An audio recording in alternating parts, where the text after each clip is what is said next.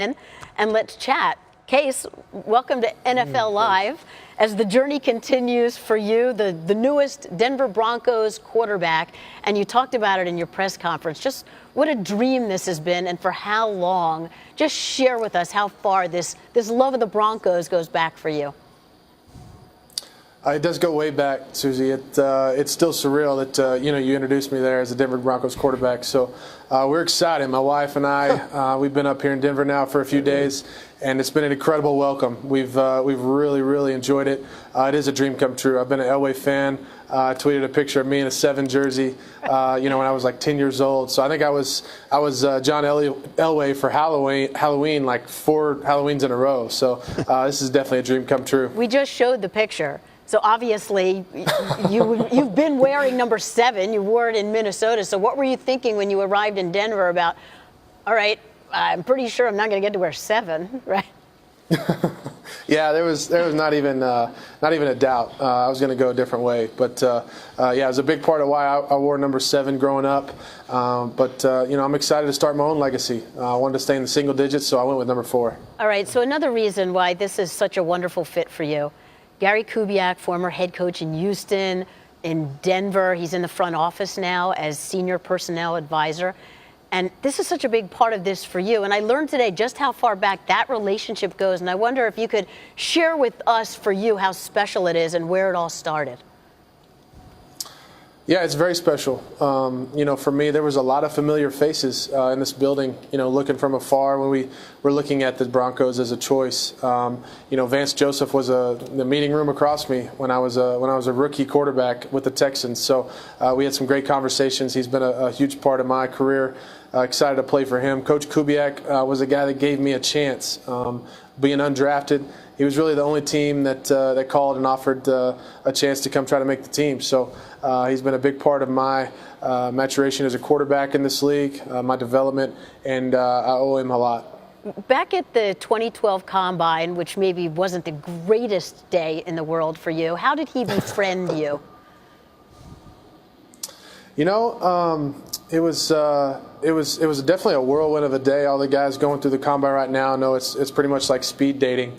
But yeah, I've known Coach. We met at a golf course way back in the day. We were on the first tee together when I was playing for Houston there, and when he was coaching for the Texans. So we go back, and I'm really appreciative that the whole Denver organization here, the Broncos organization, is giving me an opportunity. Case, another new playbook for you. But what I also found out, it's not just about for you that has to learn the new playbook. Your wife, Kimberly, does as well.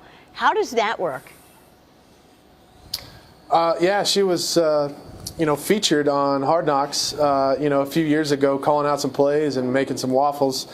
She does really good at both of those things. I've really enjoyed. She knows. I mean, we were sitting there talking, and she's like, "Hey, is this a West Coast system or a digit system?" And so she knows it well. She's done a great job. She's going to help me learn this new playbook. We're excited to do that. Bill Musgrave is your offensive coordinator. We know the roots are Shanahan West Coast. Kubiak is West Coast. You played such a wide open system in college. How do you see the marriage? I'm excited. I really am. We haven't got much into the X's and O's, but just talking, philosophically, I think we're speaking the same language. He wants to do a little bit of everything, mix it up, put us in the best situation to move the ball down the field. Whatever it is, whatever personnel that is, whatever tempo that is. So I'm excited. I really am to work with him. Mike Sullivan, our quarterback's coach, the entire offensive staff, the entire coaching staff here, man. It's been a great couple of days. We've felt really welcomed. We all understand this is a business.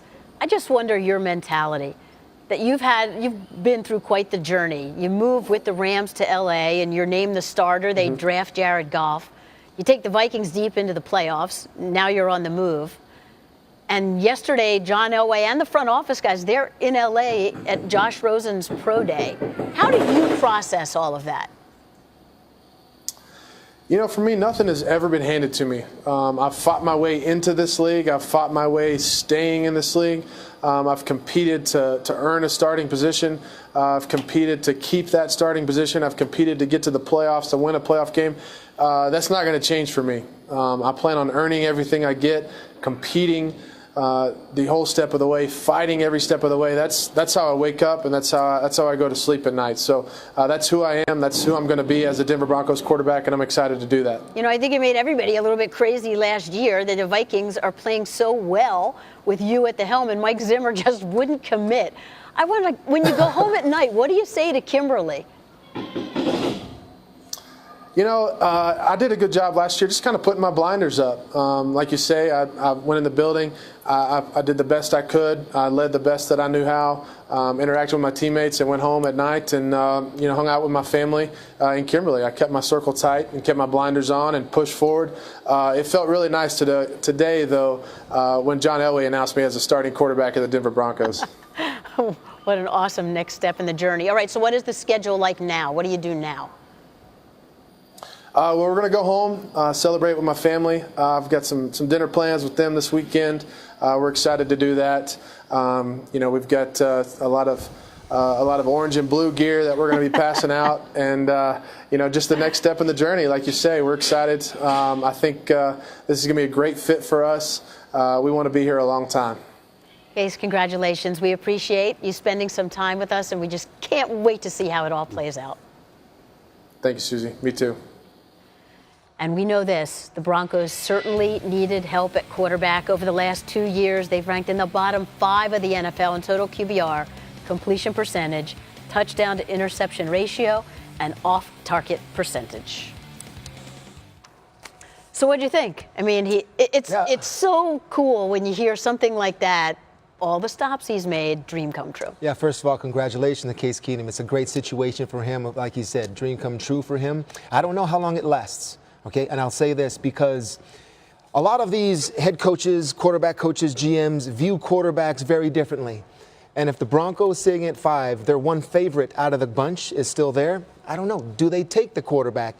But I would say if he was there, I'd still take him. Case Keenum plays best when he's pushed. He plays best when he's challenged. And he'll say, you want to take a guy there? I played this role. I'll be just fine. I still see him coming out on top. He's been challenged his whole career. Literally, from the time he left high school to go to college to being unheralded at all those steps of the way, undrafted for a 7th-round pick. And so people have discounted him along the way. And I think in a case like this, somebody like that gets a contract like this, is named the starting quarterback by John Elway, his boyhood idol. And I think that there's something to prove that he feels like he has to go out and validate it. So that may be the motivation, whether there's another quarterback there drafted at 5 or not.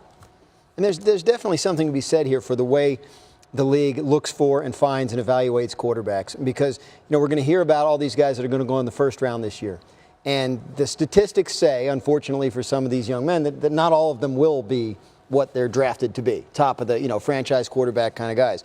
Case Keenum may not be a franchise quarterback kind of guy, but he is now for the Broncos, and he's being paid like one, and it took him a while to get there. And I think when people look at the way the league, we've talked a lot about quarterback shortage, we've talked a lot about why quarterback play might be tailing off. I think Case Keenum's a good example to NFL teams of, hey, the quarterback you want may not be where you're looking for him. And let's think about a guy that we can develop, that we can push to a point where maybe he is something that you're looking for when you're trying to draft at the top of the first round. I'll say this, Dan, there's a little bit of magic to this kid, right? There's just a little bit of magic where you just think he'll just find some way to get things done. The Minnesota experienced it last year. He's still, I don't know how long that little fairy dust is going to last, but it's there. Case Keenum finds a way sometimes. He's the type of guy you look at and it's like, man, how's he doing that? But he still just gets it done. And I think the Denver Broncos have had 3 Super Bowl championships, right? 2 with Elway. Correct. All right. He chose number 4. If they win one with Case Keenum, it'd be their 4th. How ironic. I like it. Good number choice. Trademark that. Do something with that. That's good. He is a great guy in the locker room, too. Beloved by his teammates, which over there in Minnesota, some big shoes to fill just in terms of that. But for today, anyway, it's a dream come true for Case Keenum, introduced as Denver Broncos quarterback by his boyhood idol. That's pretty cool.